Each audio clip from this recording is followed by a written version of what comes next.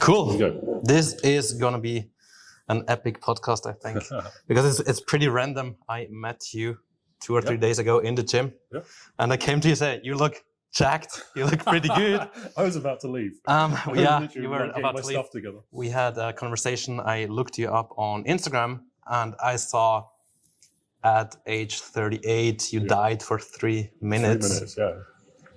And I saw pictures when you were, I don't know, 20 kilograms more probably? I want to say more like 30, I think. Like from extreme to extreme, I think when I got crazy lean, it was 41 kilos from one extreme. 41 kilos. From one extreme to the other. So yeah, I said I want to talk with you. I want to know your story, and here we are. I want to start right there with your story. 38, you had probably a heart attack when you said you died. Yeah. How did that happen?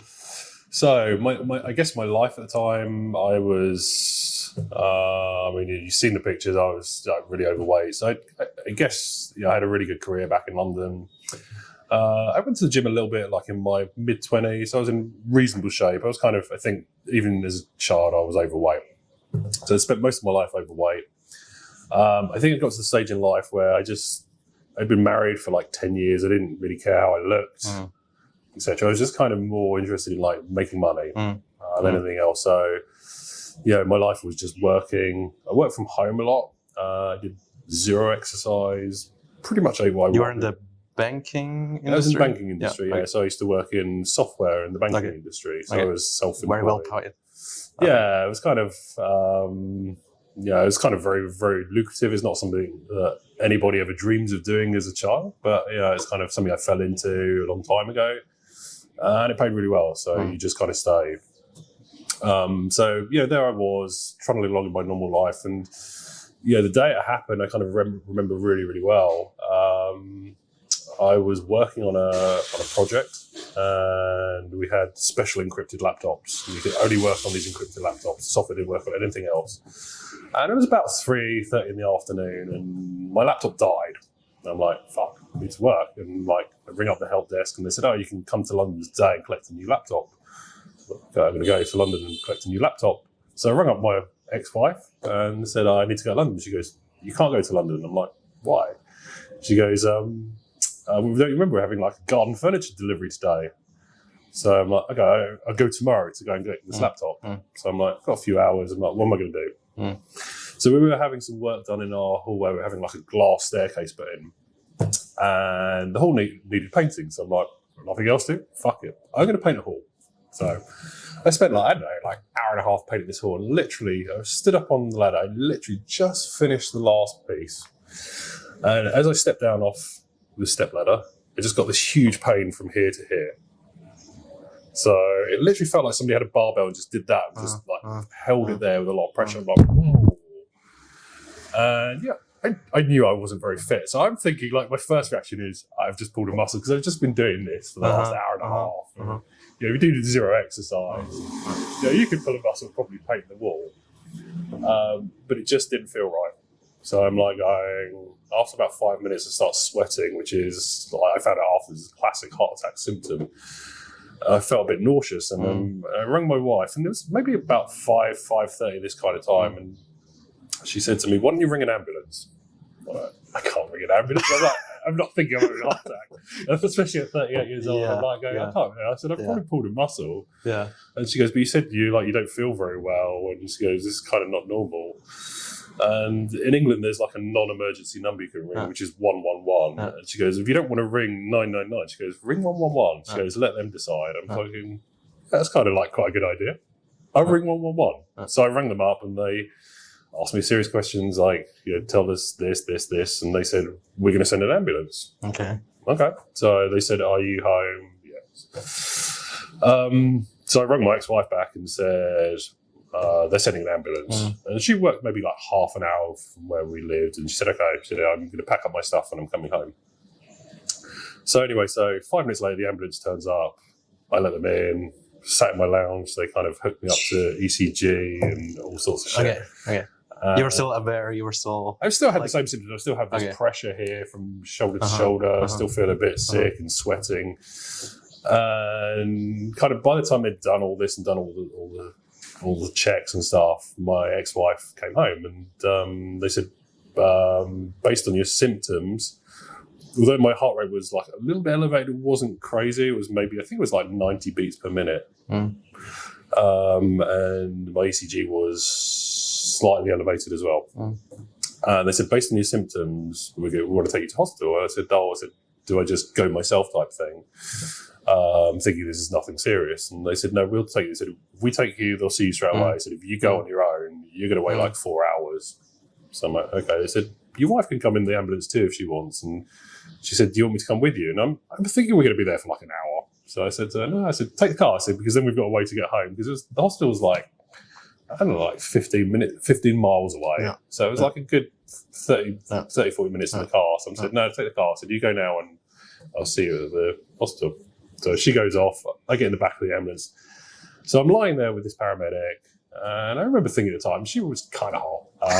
So I sit there, like, about to have a heart attack. And about to have a heart attack. This girl's kind of hot. I was sitting there like, having a normal conversation. And I remember kind of looking up, and there was like a skylight above. And you could see like the overhead of all the tree. I could just see like branches and stuff. And I just kind of felt really weird for like 1-2 seconds and just out cold. And that was it. But it's very interesting. It didn't happen just like suddenly. It was like the pain came on sudden, but the actual heart attack or the cardiac arrest is what happened. It was maybe like an hour after the symptoms started. So I was kind of lucky. It gave me like lots of time to kind of call an ambulance. And that, I don't know if I hear that. I don't know whether I would be willing to do that. I would probably say, oh, it's just like something muscular. It's something, sure. It would be. That's the thing. I think if I didn't ring my ex-wife and tell her, if I was a single guy, I probably would have done nothing. I probably would have died because I would have like just been lying there for an hour, like feeling shit, and then just like it was just so sudden. It was just so you're flick a switch, passed out, and from there that was it. The next thing, so I pass out. The next thing I remember is I kind of wake up. I'm kind of like really hazy, like I'm like really drowsy and stuff. And there's suddenly like 4 paramedics. So when they first came, it was like a guy and a girl. So the guy was driving, the girl's in the back with me, and there's 2 more girls there. And like everyone's like rushing around type thing. And one of these girls who I hadn't seen up until this point when I came round said to me, she said, do you mind if we cut the sleeve on your t-shirt? She goes, there's not really much left of your t-shirt anyway. I'm like, that's a bit of a weird question. And I kind of looked down and my t-shirt has been cut from here to here. So I'm like going, in my mind, I'm like, what is going on? And I started to put 2 and 2 together.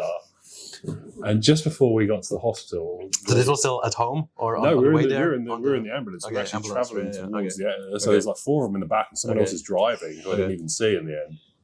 And we're like heading towards the ambulance, the hospital at like breakneck speed with 4 people working on me.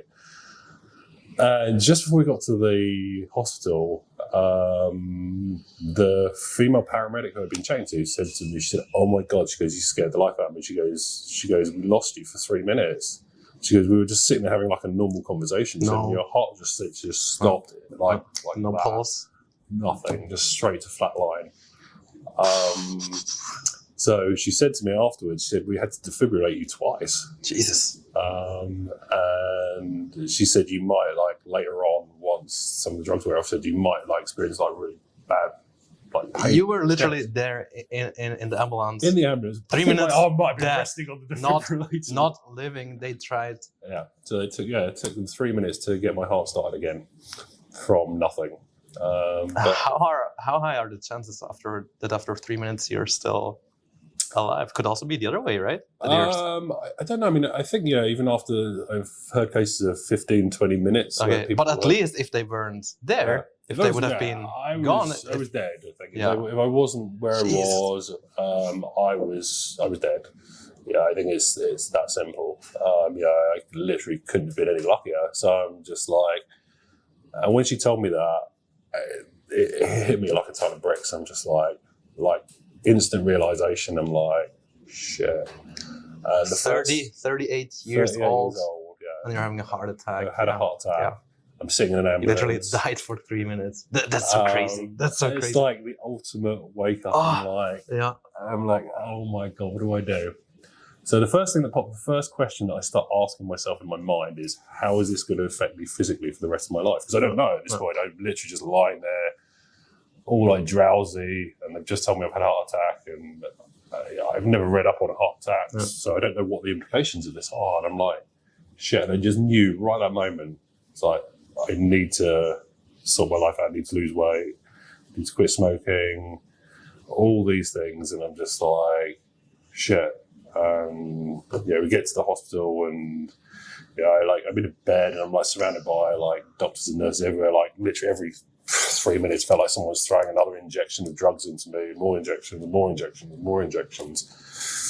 What was the reaction of the doctors and the nurses around you? Well, they didn't on the actual evening it happened. They didn't really tell me. They're kind of too busy like pumping you for the drugs, and it just went on to like 1 o'clock in the morning. Yeah. When they finally took me up to a ward and said, right, we'll talk to you, and like the consultant will talk to you in the morning, because they're not there. And obviously you had to realize what happened, but your first thoughts were you need to change something, because obviously you did something not optimal. Let's put it this way: that you have a heart attack at 38, which is not normal. Early is not normal. This is not normal. So. What would you say if you look back? What contributed to that? I mean, I saw the picture when you were working in IT, in banking, and you look definitely older than 38. You look older than now for sure, much older. And now you're like 45, 46. 45, yeah. See, and then you look like more like 50 at the age of 38. I had a guy I remember I met once.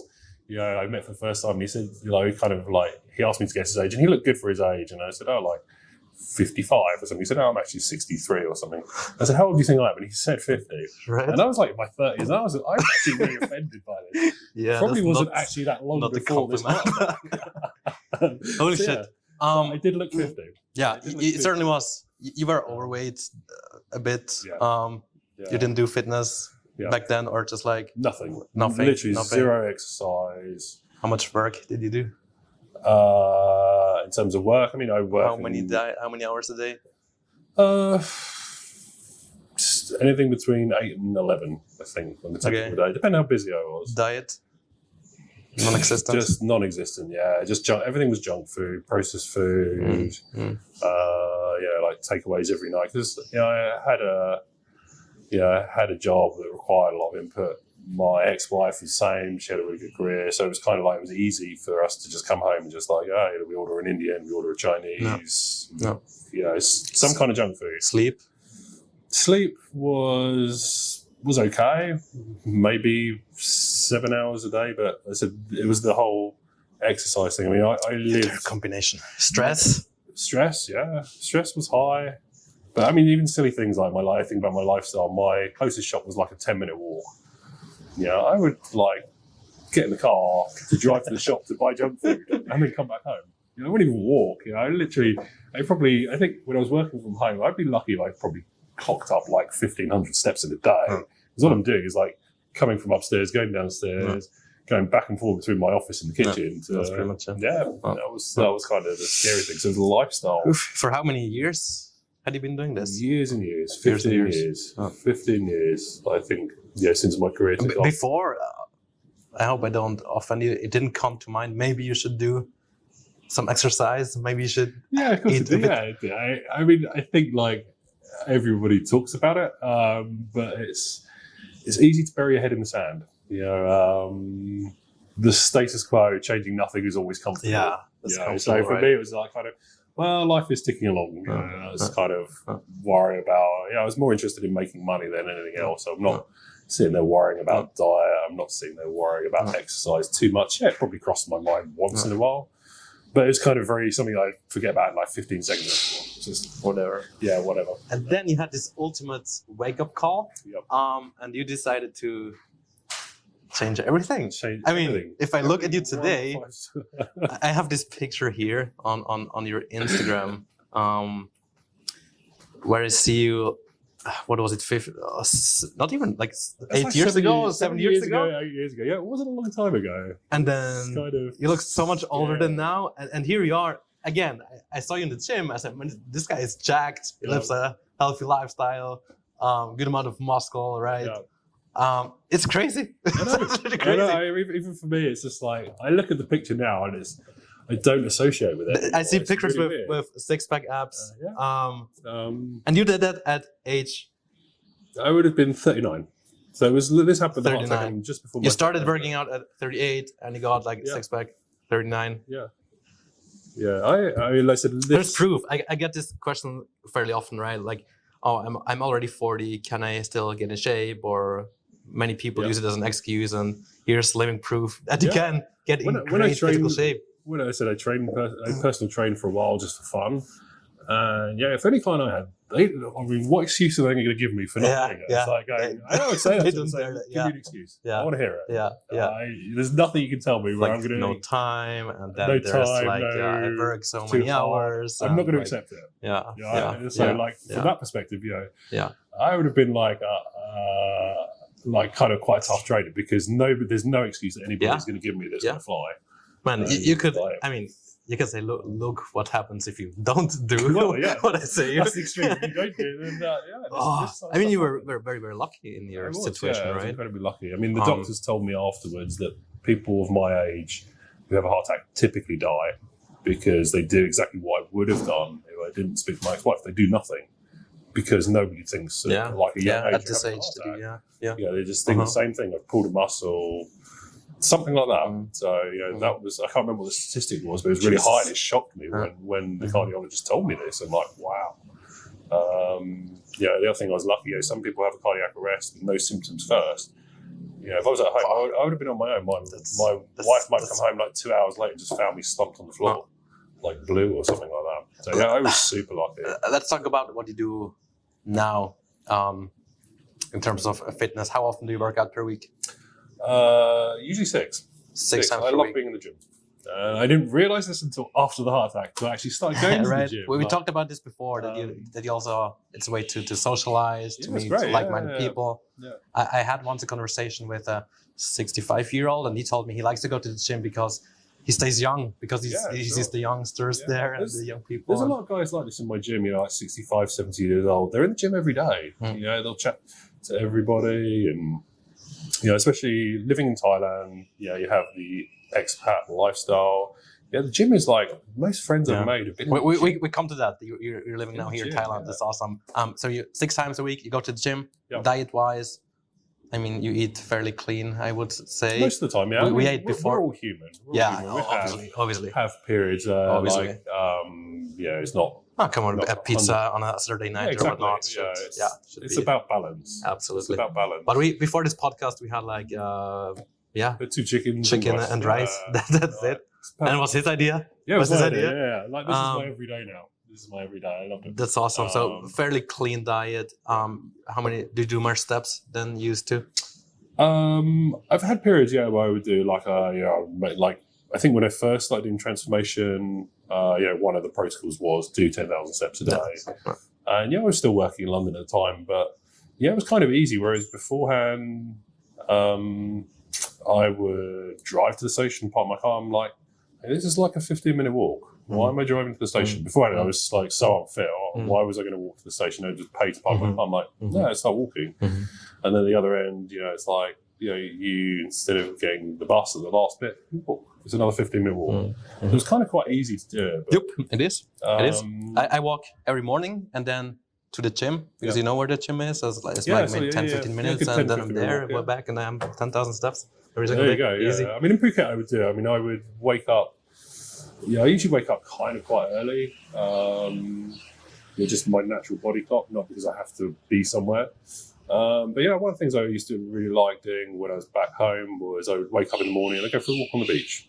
You live in Thailand. It's amazing. The weather's beautiful. Yeah. You just go for a walk on the beach. Yeah. A couple of laps in the morning, go back. It's just like a fasted cardio. That's my kind of cardio. Just go for a walk. Dude, I told this to my fiance yesterday. I went to the beach and I was a little bit stressed. So I went there for a walk and I was just fine again. Because I saw the beach, the islands out there, the sun. It gave me such a good feeling, and I think I even made a post. I was thinking, I think I'm gonna stay here because it's so nice. It's like it makes a difference where you are, obviously. whether you're in cold London or cold Switzerland, and I would still do the steps stressed even in England. I just do it a different way. It's like I said, walk to the station, walk to the gym. Places that I would traditionally just drive to, because I think in Europe people are really guilty of this. For sure. Busy life. They're just for sure. People become lazy. It's like a 10-minute walk I drive. Yeah. All the time. What I like to do is I make calls when I'm outside, or I listen to a podcast, something I would do anyway. And it's something I encourage and you people kind of feel to do. So much better. 100%. So much better. How? What did you do? So you were still working in IT.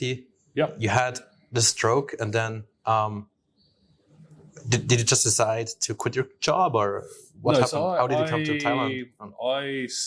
I was in England for maybe I think 2 years after this happened. So I think the first step. Well, actually, this is the part of the story that you don't know, which if you there was an online article which kind of talks about it. But actually, 4 weeks after I had the heart attack, my father died of a heart attack as well. And the worst part about... Do you think this related that you already had some health-related conditions? Well, they kind of asked you, they said, is there a history of heart problems in the family? Yeah. And there wasn't. I was trying to think, and I'm having to ask my mum, I said, what about any of your relatives? Yeah. So I said to the doctors, no, I can't really think of any. And then they said 4 weeks later, or just before this happened, my dad lived in London, so we lived maybe 35 miles apart. We'd maybe see each other once, twice a month. Before his heart attack, he came to my house for dinner. I think maybe 3 days before. We had a really nice evening, and literally got to the end of the evening, and he was sitting in my hallway. So I told you I was painting the hallway when this happened. I was stood in the exact spot I had my heart attack, and he said to me, "What was it like having a heart attack, just in case it ever happens? I know the symptoms." And that was the very last time. That was the very last conversation we ever had. Wow. And then 3 days later, I get a call from my stepmom saying, "Your dad's in the hospital." So he didn't die straight away. He was the flip side of it. He was really unlucky. Wow. So he had a cardiac arrest, and he lived in a very quiet street in London. And they approximate there was maybe 20 minutes before somebody found him. So they managed to resuscitate him. He had his heart attack maybe half an hour before, but he was brain dead. So they said he had 0 chance of recovery. So we had to make a decision as a family to turn off his life support. After I think it was 6 days, because they did a brain scan and said there's 0 chance of recovery. So that was super tough. Very so tough. It was a double blow. Had this huge thing happen in my life, and then that compounds the whole thing. So for me, I spent a long time thinking about life after that. And that's may I ask you, was he like you, a workaholic his whole life? No, he had a very stressful job. So he was a forex trader for his whole career. He retired young. He retired at 50. So he hadn't been working for 14 years, but he got interested in local politics. Okay. And actually national politics. So he, at the time he died, he was actually running, or he'd just finished running the campaign for the Conservative Party member who was running for the Mayor of London. So it was kind of a voluntary job. So he still had things that he liked to do, but he wasn't kind of working. He wasn't overweight. He wasn't finished. He cycled. He walked.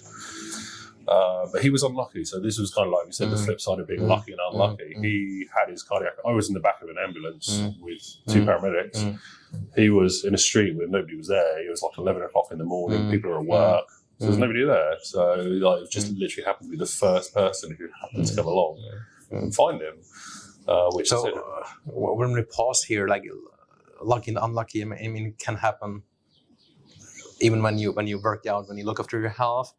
But obviously, not doing anything doesn't help, or it's no. Sure. Obviously, my dad was 64. He wasn't. Okay, it's also a bit. This is a big age. We need to differentiate. Yeah, that's true. But he was. Because the doctor said to us, if it was someone who'd been with somebody or somebody found him, he would have been fine. So he had the same as me. I had a blocked artery, which was the only thing wrong with me. And he was the same, but because it was so long before someone found him, no oxygen to the brain, it kills the brain. So that was kind of Well, that was kind of like a very difficult time in my life because it's like, you know, you have this sudden change in your own life, and that happened. And I think for me, I think I knew after the heart attack anyway how determined I was as a person and whether I was going to change, you know, change my lifestyle, etc. But I think, yeah, something like that just kind of maybe started asking the questions around life. You know, so like all the other things, the fitness things, I literally probably just started. So I think I was in the gym for the very first time 3 weeks after my heart attack. It was the first time I went to the gym, and I was so unfit. I mean, I guess I lasted 15, 20 minutes and I was exhausted. Yeah. You know. And how did it go? The mindset was probably, I want to just live healthier. You didn't want to have like a six pack then, or very like you want to, right? No, like that live was kind healthier. of like, that Came later probably. I think my main focus at that point in time was I need to lose a load of weight. Yeah. I think at my very worst, my trouser size was 42 inches. So it was like, it was huge. So my goal was kind of weight loss. But then I think as you start getting into it, you start to see results. The results drive more results. I think, and even when I train people, like, it's that momentum that drives people. You know, I think we live in this world where, you know, I like to call it like the Amazon world, where everyone wants everything today, now, immediately, and fitness isn't like that. So my goals at the start were very, very different. But so starting to see results is like, I wonder if I can like achieve a bit more. That's super cool, actually. So I kind of like did maybe like, I hazard a guess, like maybe 2 months of just kind of generally working out. Probably a lot of cardio as well, because I just wanted to shed pounds, and that's kind of when you start to see some results. I'm like, I wonder what happened if I did this properly. I wonder what happened if I worked out properly, had like the right plan, the right diet. And I actually found a workout plan online, which I'll show you, and it had like a diet, so I'd eat this, and it was kind of probably geared towards the average person who maybe weighed like 180 pounds or something around that. And I started this on Boxing Day. So 26th of December, like the day after Christmas. I'm like, right, I'm going all in. Like, I was at my ex-wife's family's house, and like everyone's still eating cake and chocolate. And you were there with your like, Tupperwares? I need 6 eggs. I need oats. I need chicken breast. But I was that determined. So you went pretty extreme. So I couldn't right away. I mean, I was that determined. I mean, I could have like put it off for a few days, sure, but I just wanted to get started. And I followed that religiously for... But it's so interesting because usually people, when they want to transform themselves, they say, I'm going to start in 2 weeks' time, next year, or blah, blah, blah. When I say, start as soon as possible, start now. And this is what he did. This is what I did, This is what he did, and he was successful. It was Christmas. I could have gone... we've got Boxing Day. Like New Year's is around the corner. Like you have all the excuses to start anytime soon. I could have started in a week and procrastinated. But I was just like, no, Christmas Day is done. I found this workout whilst we were kind of sitting around over Christmas. I found the diet plan. I'm like, right, from tomorrow, I'm doing this. So I'm going to enjoy Christmas Day. That's it. Forget all the other festivities. And I literally, every single meal was 100% to the gram. On point for like 10 weeks. Like no deviation. How much weight did you lose during that time? 10 weeks. I'm going to say it was a lot. I mean, I'm going to guess. I mean, I had been losing weight anyway, so I'd lost quite a bit of weight by this point. It's been a couple of months. But I'm going to say, I would say probably not as drastic as you might think, maybe 15 kilos. Let me rephrase. That's the thing, right? That was where we go. Yeah.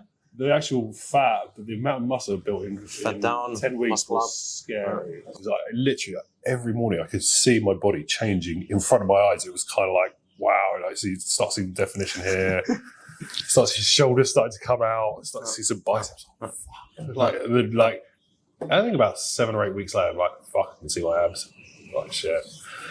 So like amazing. First time, and it's just, but I was seeing results really, really quickly. This plan was really good. The diet was really on point. What motivated you, quote unquote? I would say it's probably, as we just said, you're seeing results, and this is what keeps pushing you further.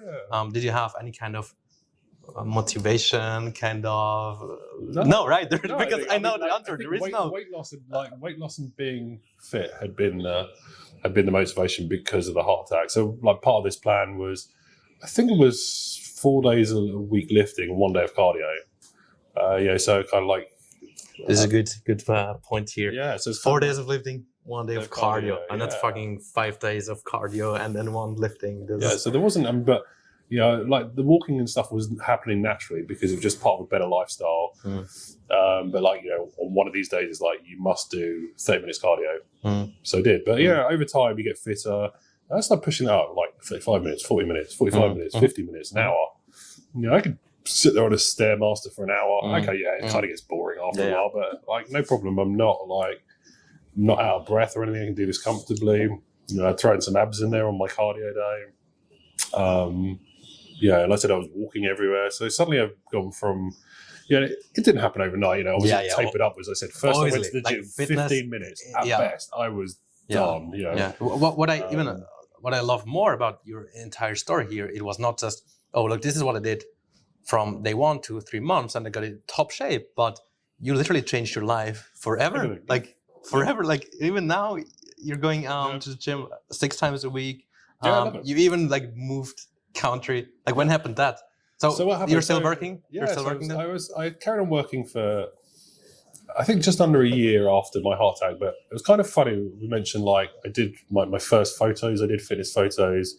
I went on a holiday with my best friend for a week. And that was when we did these photos. And it was kind of in parallel with after my dad's heart attack. I'm kind of thinking about life in the background. So these kind of were running in parallel and kind of reached this point when I reached this week. And I think the thing I kept asking myself, at that point in time, and I had a week to bury my head in the sand and think about it, is like, if I died that day, was I happy with my life? And that was the ultimate question. What do I like in my life right now? I suddenly discovered fitness, which I really like. Okay, so there's one positive. So I'm thinking about everything else, and I'm thinking about my job. And I hate my job for a long time. I was working in banks. They're horrible places to work, horrible people. Being honest, but they suck you in with a huge amount of money. So people stay. I thought about how much money was in the bank and thinking, well, it was zero use to me in the grave. Nothing. Okay, my ex-wife would have got it, but it's like it was zero use. That's to the thing. If you're if I'm dead, then what's worth the money in your bank, right? And I also thought about my marriage as well. So I'm I kept asking myself this question: was I happy if I died? If someone plays back, here's a video of your life. Where are you at right now? Are you happy? And I just kept coming back to no, I wasn't happy. So it's then going, okay, right, I need to start thinking about what do you want to do? And I didn't have an answer for that. I think I knew what I didn't want, which is kind of a good start. So I think maybe I did work for maybe another 2 months, and I was working for a consultancy company at the time, so I wasn't working for a bank. And it was kind of ironic. They put me on the very last piece of work I ever did. They put me on a project for the health service in England. And they said, we need you to do this piece of work. And I used to build recruitment and onboarding systems and payroll stuff. And they said, but it's a learning management system. I said, I don't know anything about learning management systems. And they said, oh, don't worry, we'll give you lots of support. I'm going, but you're going to put me on the client side with the client. He's going to ask me something about stuff about something I never know. I don't know nothing, literally nothing about this. And they kind of threw me there. And then I kind of found out a few days later that they were charging the health service €2,500 a day for me to be there. The health service has no money in England. And I'm thinking, hang on, if it wasn't for these guys, I was dead. The health service saved my life. And I'm I'm feeling really bad. I'm sitting there wasting €2,500 a day. This could be saving people's lives instead of paying this. And I just kind of thought, I think I was on the verge of quitting anyway. I just that was it. I can't remember what was said on the day, but I just said, I'm done. And that was it. I kind of quit, which I think people were surprised, shocked. And probably thought, he's just having a bad day. He'll come back. And that was it. I never went back. So Yeah, so it's like so I quit my job. And then you moved to Thailand immediately, or no? I was still in England for I think like a year and a half. So my first. This is so interesting because there was a risk involved. You're quitting your job. Yeah. This well-paid job, good salary. For nothing. I'm not leaving for something else. I'm leaving for nothing. Yeah. What I like to ask nowadays when I make a decision is, okay, is there a risk? And even when I left Switzerland, there is a risk. It won't end well, whatever. But the other side is, if I don't do it, if I don't go abroad, if I don't do what I want, then it's 100% risk that I'm not happy, right? 100%. So 100%. Yeah. So for me, I didn't know what I was going to do, but I knew it wasn't that. Yeah. So I just kind of felt like I was wasting my time. Yeah. So my first thought was just have a few months off. Like, don't make any kind of quick decisions. During this couple of months off, I said, like, the other elements of my life, I'm not happy with. I said I was with my ex-wife for 15 years. And the last 2 or 3 years, we were more like friends. It was kind of like sleeping with a friend. I would never say anything bad about my ex-wife. She's an amazing woman, but I just kind of, I kind of knew that I didn't want to carry on. Maybe this was what, I don't know, maybe one of the other, well, I say not downsides of bodybuilding, but suddenly, like, you've kind of lost all this weight, you're starting to get in shape, suddenly all these women start noticing you, which you sort of felt before, like, no women had ever noticed me for like 15, 20 years. And it's like, wow, okay, so that probably didn't help, but that wasn't the driver, because I said I kept coming back to this whole question: was I happy in my life? So I split up with my ex-wife, and we sold our house together, which maybe took like 5 months, and then I kind of bought a house in England on my own. So around this kind of time, or just before, I had a friend who did online fitness, and he's saying, "Hey, do you want to do something with me?" So I said, "Yeah, sure, why not?" So we kind of started doing online fitness, doing transformations. That's what I do. It's so funny. And we kind of did that for a few months, and at the kind of same time, I like met like a girl. We were together for maybe a year. And after we split up, sadly, and after this was the point where I kind of like, I realised I'm like not working in England. I had enough money, didn't need to think about working. We didn't have like a big lifestyle anymore or anything like that. A house in England's paid for. Bills kind of minimal. And my friend said to me after splitting up with my girlfriend, because I was bored during the day. Once I've been to the gym, what do? You have. I mean, you had no more job. No job. You split up with your wife. Divorced. You still at the gym, but after that, after the gym's finished, like, what do I do? And I said I was only hanging around in England because I had a girlfriend there. But like in the week she's at work, so it's like during the weekend, great, like, but in the week, Monday, Friday, she's at her job, and I'm like sitting at home bored, weather's cold, and like. So after we split up, my friend, the weather obviously is also right. My friend who I was doing the fitness with, he said to me, we were struggling to get some traction, but he said to me, he goes, why don't you go travelling? He goes, you said you never went travelling when you were young because you were too busy working. And I was like, yeah, he's right, actually. So I thought about it overnight. And it's kind of funny because I was thinking about this whole life I'd built up in England over the last year, which was kind of boring because I said, after the gym, what is there during the week? Nothing. Weather's bad. I thought about it overnight, and I knew, I thought, if I go, I'm never coming back. And I kind of literally, in one night, I just made this decision because I was so miserable in England. That kind of, if you don't work, you have nothing. This hits me. This hits me here because, like you were saying, you had a well-paid job, and you had for the average man a really good life actually, because like this job is probably high demanding, high demanded. Everyone wanted probably, I never struggled. I was self-employed and never struggled to get big day rates because it was an in-demand skill. There was very few people who did it. And then you leave everything behind and say, "Let's go." I saw your Instagram. You've been traveling a lot and done a lot of cool things. Just in terms of how successful you are. What do you say? How do you define success? Because back then you made a lot of money, but you didn't travel at all. Ironically, I traveled like a crazy amount for my job, but you didn't see anything nothing. because it's just I saw an office and a hotel in Japan, Australia, America. Okay. I saw nothing. I literally saw nothing. And then today, you don't have this job anymore. You don't work as hard anymore, but you're seeing a lot of things. You're doing very cool things. You're in great shape. What do you think in terms of being successful? I think. What is success to you? What's success to me? I think like success is kind of. I think it's hard to benchmark and say it's this, but for me, I think success is kind of enjoying your life, because the one thing about having a heart attack was, we have an expression in England. We say life can be over in the blink of an eye, and it really hit home, because it was just like literally, I was just like saying 1 second, I'm like, I'm out cold, I'm gone. Yeah. If I was in that ambulance, that was it. Yeah. That's the end of the story. Yeah. So when someone says like life is over in the blink of an eye, they really mean it. It can be that quick. So that's kind of my definition of success. For me, success is living life on my terms. Yeah. Enjoying my life. Yep. And for some people, different things drive different people. Beforehand, it was like anything under 12,000 euros a month is a failure, right?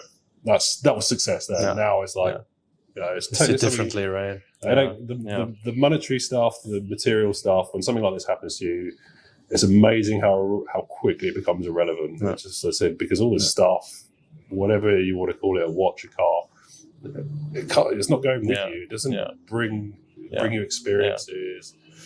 I said this in the gym today when we worked out together, that you're a bit like me. We're going after the experiences now, for the moments, to really enjoy ourselves. And for me, it's totally fine to spend money on a nice moment, on whether it's a weekend trip or an activity I really enjoy with my family. And I'm not willing to spend a lot of money on a car, because to me that's it's still going to get you to the same place. Doesn't matter. Yeah, I'm super happy with my scooter here. I love the scooter. It's like I love it. Scooter's great. That's kind of one of the things about Thailand. It's so great, just like whizzing around on a motorbike. In Asia, I mean, practicality in Europe, no, but in Asia, it's like it's amazing. I have a car, but it's like I use the car at range. And that's only because I live here. But the car doesn't get moved that much. Yeah. The bike on the other hand, if it's like this sunny day, the bike's coming with me. It's the best thing ever. It's kind of the experience stuff is much more important than any material items you can buy. So circling back to, you said you're going to leave England. Yeah. And then you went to... I went to Bali. So I have a lot of friends who live in Bali or were living in Bali at the time. Yeah. And they're all kind of like digital nomads. Yeah. They've all got their own business. They're doing things like Facebook marketing and stuff. So I think, it's cool. I'll go there and you got a ready-made friend circle. But it was kind of weird, really, because we just talked about this, the whole like European working culture and things like that. And I was saying, like, I'm bored in the week because all my friends are working. Hey, guess what? I got to buy it's the same. Right. You kind of see these digital nomads and think, wow, sure, they get to do some amazing stuff on the weekend, but hey, guess what? Monday to Friday, especially if they have their own business, they're working weekends as well. These guys are working a lot. Yeah. So I may as well have been in. For me, it actually made a difference when we went. We also went to Bali for 2 months, and I just I set boundaries and said, okay, I'm gonna work Monday to Friday, Saturday, Sunday, I will take off to enjoy life. And also during the week, because the beach is there, I took way more time for myself. And for me, it made a huge difference, actually. Yeah. But I agree, if you take your life to Bali and you don't change maybe your mindset or your structure, then it will not be much different, right? My main friend there, his business was really taking off time, but he was working crazy hours. Like sitting there because his clients were he's sitting there on calls at like 2-3 in the morning. So we never went out and did stuff together, like rarely. I was there for 1 month. I think we went to we went for 2 beach clubs. We went for 1 night out in a month. Okay. I might as well have been there on my own type thing, because it's it's So these guys are busy, but sometimes I laugh when I see like the digital nomads who post like these amazing reels. I'm running my business from Bali. I'm thinking, yeah, you're probably still working 60, 70 hours a week, but you're obviously just in a nicer place. So this is what I mean. It's like I know, obviously we need money to survive, but it's kind of trying to find that better balance. This is what it did to me. Like, I cannot say I don't work anything at all. No, I'm still hardworking, I think, but the balance is so much better. Like, for me, I still... And the weather, I don't know, for me, because like I love summer, I love sunshine. It helps me to go out, go for walks, go to the beach with my daughter. In Switzerland, because it's dark and rainy and like England, you gotta stay home and stay warm. That's all good. So so you were there, and then you went to Thailand. Yeah. So when I left London, I was checking for my flight to Bali, and they said, "You have a return flight?" No, I booked a one-way flight. And they said, "Well, we can't check you in until we can see a return flight on our way out of Bali." I knew I wasn't coming back to London, so I wasn't booking a return. So I literally just went online. And Thailand had always been on my radar to come to on this trip, traveling. Because I didn't know where I was going to end up. My plan was just to travel around. So I was like, I found a cheap flight to Bangkok. 28 days later. And by the time 28 days came around, I couldn't wait to leave. I was like, Bali wasn't my place. So that's kind of how I ended up in Thailand. It's so interesting. I also just had this conversation with Gabriela and told her, look, Bali was cool, but I couldn't imagine to live there. I couldn't. And here, I could. I actually could. Yeah, it's kind of, I think a lot of people find so. I envy you a bit that you're here in Phuket and living a good life. But first, you were not. First, you were in Bangkok. This was in Bangkok. I mean, it was just like literally the landing point. So I maybe did like 2 or 3 days in Bangkok. But alone. I was on my own. I think like one thing we talked about earlier in the gym, like in Bali, I actually really struggled like finding healthy food. So for the month I was in Bali, my eating wasn't that great. So I like Googling what's the best gym in the whole of Thailand, and it was in Pattaya, which isn't a great place anyway. It's kind of very, very sleazy, which is not my thing. But that's also a funny thing. Nobody else would Google for gyms in Thailand when you're not into the space. But for us, it makes a difference because it's also a way to socialize, to hang out with like-minded people. And others, they wouldn't understand. Right? If you said, I'm Googling the best gym, and then I go there. I kind of based a lot of my travel plans around when I look for a hotel. I look for where the best gym is in the town. And it's going, as long as it's like within like 10 minutes, it's okay. And then I'll start looking at what hotel looks good after I know where the gym is, assuming there's a gym there. If there's a gym there, maybe I might not go there. But because it became a big part of our lives. It's kind of, I think, the one most consistent thing in my life now. That's kind of like my one. Unless for whatever reason something happens, is like there's no gym there, if you're traveling or something like that. It's my daily ritual is to go to the gym. How many months or years have you been living now in Phuket?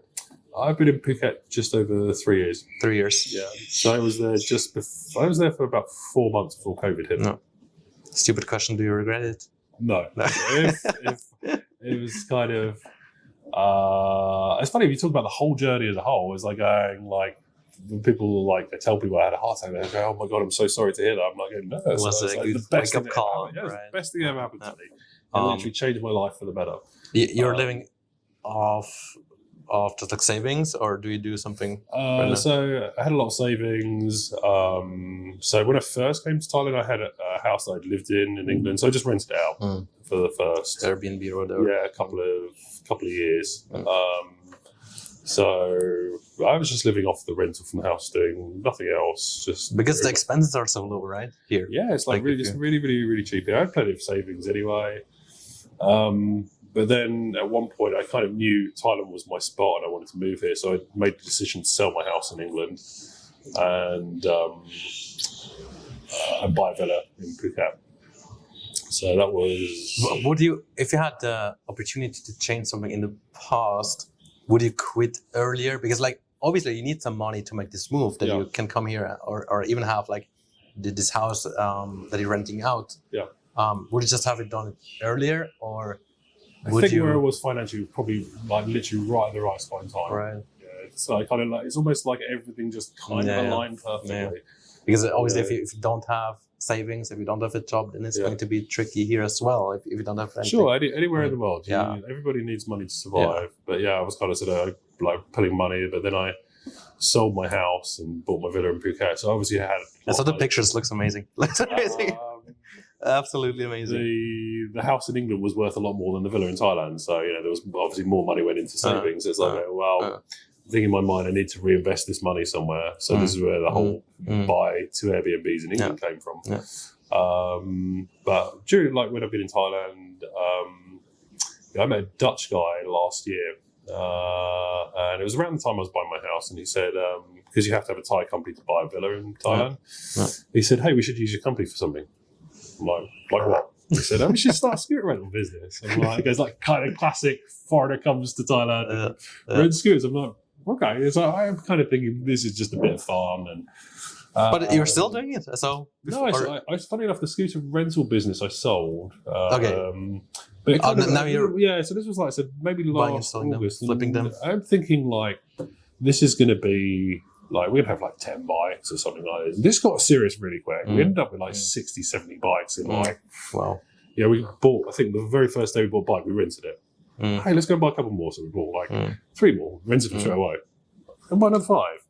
And I said, before we knew, we were 50 bikes, in 5 months or something like that. But when you have that many bikes, you have employees, it starts to become a full-time job. It's just kind of a balance thing. And I'm going, hey, a lot of overhead. But it's so interesting because when you start a business, nowadays everything starts about the next new tech company building the app that doesn't exist. Yeah. And this is so simple, right? It's so simple and it works. Phuket has lots of tourists. They need transport. There's demand. There was demand. Between us, we knew a lot of people. So people were just randomly, friends ring us. Oh, hey, my friend's coming next week. Needs a bike for 2 weeks. Anything and everything. Rent bikes to people in the gym. Kind of came thick and fast from everywhere. And you build up a reputation. Yeah. We had plenty of people who came on holiday, rented a bike from us. 6 months later, you get a random WhatsApp. Oh, hey, I'm back in Phuket. Get a bike from me. Yeah, makes sense. But I said, for me, I sold my share back to this guy about 3 or 4 monthst ago because it literally got to the stage there were so many bikes, even with employees, it's a full-time job. And I'm going, hey, I didn't, it kind of made me think back to that original plan. I didn't come to live in Thailand. If I wanted a full-time job, go back to London and earn a lot more money. So, I kind of made the decision going, I just said to him, hey, do you want to buy me out? And for me, it was good. He gave me, I'd obviously get a year's worth of rental out of these bikes. And I got back what I put in. So for me, it was a profitable investment. And just got to walk away. And now with another guy that I know, he sells scooters and I basically help him. I fund him. So every time he wants to buy a scooter, here's some money. We just in other words, if you have a little bit of a business mind, it works here as well in Thailand. Sure. Foreigner, you can still make money in Thailand. Be it renting scooters, selling scooters, something. But this is kind of like a classic, just a little hustle. We buy bikes from Bangkok because they're so much cheaper than Phuket. Phuket has island pricing. You buy a bike and you flip it, you make 500 euros profit. That's super cool. It's just really easy. 500 euros, 200 euros here. The hardest thing is the challenge is just finding the right bikes.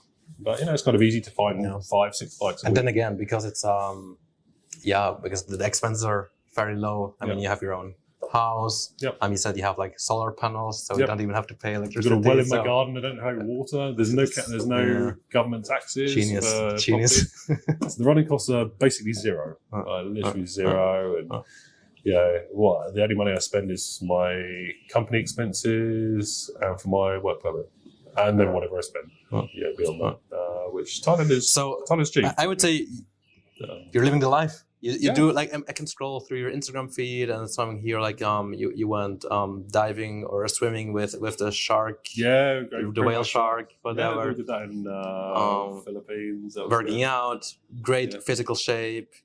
Here you are somewhere in Thailand, probably traveling a bit, Ubud, Bali. What's next for you?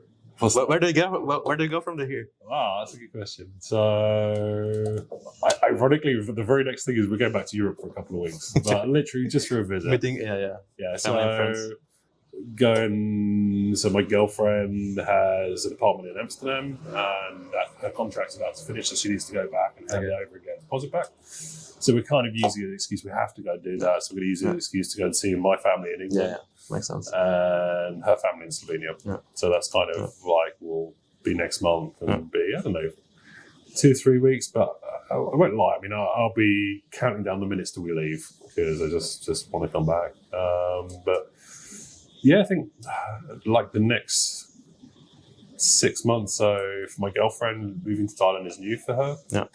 So I guess over all the 3 years, she has never been here, or she's been here. We actually met about 5 months ago. Okay. And and she went back to Amsterdam and then came back a couple of months ago, and we've been together and traveling ever since. Okay. With her, I guess the next focus is helping her find a job or whatever she wants to do, set up a business. Online or... Yeah, I think so. And, for me, I guess the bike selling business will kind of carry on is growing. I don't really do any of the work, so my friend does all the work. All the bikes are at his house. Sounds good to me. He does all the selling. He does all the adverts. He does a lot of the sourcing. I do some of the sourcing to help find good deals.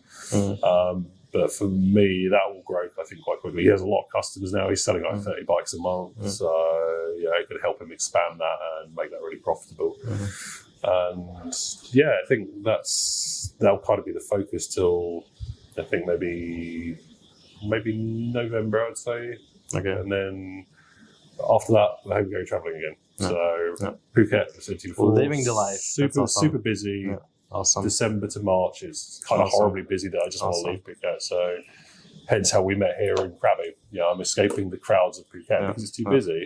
So, I think November, South America. I've never really been to South America. I've been to Cuba and I've been to Cancun once, but I want to go. We can meet in Brazil again. Yeah, I love Brazil. Was like the next number one place. There, a barbecue. Yeah, it was like Rio was my next number one place on the bucket list. Better learn some Portuguese to get there. Yeah, I think in Rio you will be fine, but in some places it's hard to get by if you cannot speak Portuguese. Yeah. You will probably be working out forever, or like travels. I love it. Where do you take the energy from nowadays? I mean, if you literally achieved everything kind of in your life, what you wanted, or are happy, where do you take the energy? What motivates you to improve yourself even further?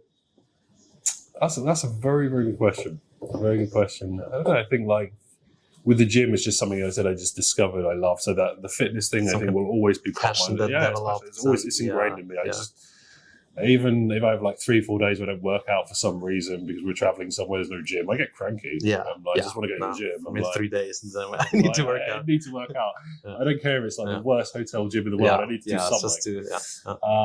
But I guess the other motivations, I think probably the motivations are again around experience. What puts you in a position to open your horizons. Talk to people you might know if you had like a closed mindset in Europe before. People don't talk to each other. Yeah, right. It's so amazing. We met like 3 days ago or so, and now we're just sitting here and talking about very, life. very closed and tried to disengage. Yeah, even in Switzerland, people are usually like that, and everyone who comes to Switzerland says it's very difficult to make friends. Yeah. I also think life here is more judgment-free. In Switzerland, when I would go to a gym, I told this story. I got kicked out because I've worn this one. People would look weirdly if I wanted to record a set or something. And here, just nobody cares. I can literally work out with my shirt. Everybody's recording a set. Nobody cares. And I feel it's just so much better. Yeah. What's the Thai expression? They say, sabai, sabai. Life is easy. Yeah, and I think that's one of the things I love about Thailand. I think as a person, I was always kind of quite laid back in my mentality, even though I had this high stress job. I was always a very laid back person. So for me, like Thailand is perfect. And I think, recently, especially before we came back to Thailand a week ago, we wanted to do some traveling, so we went to Vietnam for just under a month, and the Philippines for just under a month. And going to other Asian countries, it made me realise that Thailand is a sweet spot for like everything, in terms of, and in those places, the things. I'm a really simple guy. Like, as long as there's good gym, just good barbecue. Exactly. I'm generally like the vibe is good. I'm generally pretty happy. And believe it or not, there's 3 simple things. Really struggled to find all 3 of those things together in Vietnam and the Philippines. We did. They're both like beautiful. It's beautiful places, and they're in outright. But it's like you go somewhere, it's like going the food's like you're going to eat shit food all the time. So I get feel a bit depressed because of my diet and it affects your mood and stuff like that. Obviously, or there's no gym. And this is the thing. Thailand is just so laid back, friendly. Yeah. And that was one thing we found, especially in Vietnam, people don't smile, even the locals. Whereas in Thailand, all the locals are smiling. They call it the land of smiles. And you go somewhere else and come back, and you go, then you notice, you really notice. People are happy here. Yeah. Whereas Vietnam, we found was the extreme opposite. I think they still have this communist mindset in them from even the previous generation. People just don't smile. It kind of reminded me of Europe. Okay. Yeah, you work in a city in Europe and don't dare to smile at me. if you and I were met somewhere in Europe in a city, and you start talking to me, think of the mentality. I'm probably sitting there thinking, is this guy serious? But a weirdo, right? Yeah, 100%. I go, so I tried to disengage. 100%. Yeah, it's that mentality. That's the one thing I really hated about London. Yeah. If I tried to talk to somebody, I don't think I'm a fucking serial killer. I'm like, what? I just say something, so you just don't do it. And everyone's I think it comes down to personality, but also culture, 100%. Yeah, also culture. And you don't have any of that here. Everyone, the expats, everyone's super friendly. Yeah. It's like I said, it was weird. Just even going to 2 Asian countries, really close. You notice that shift, and it just kind of made me realise, it's nice to travel. I'll always travel to see things, experience things. But for living in Asia, Thailand, 100% the sweet spot. Has everything, good gyms, good food. Everybody's happy. The weather's good. We have all these things.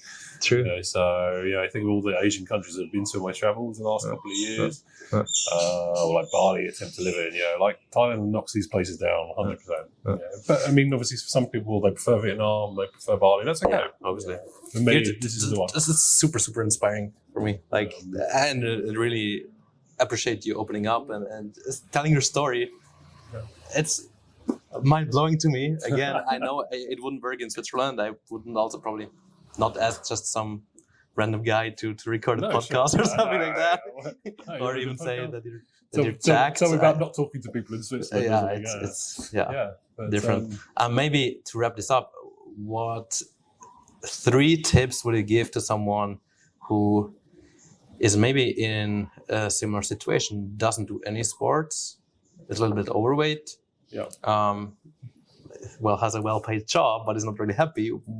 What tips would you give to someone like that? I think, I think the best tip, and it sounds really silly because a little bit is built into maybe 2 months before I had my heart attack. Just, start small, don't look at some jack guy on YouTube and think, I'm going to be like this in 2 minutes flat, because that's not going to happen. And I think I started really small. So before my heart attack, ironically, I'd lost some weight.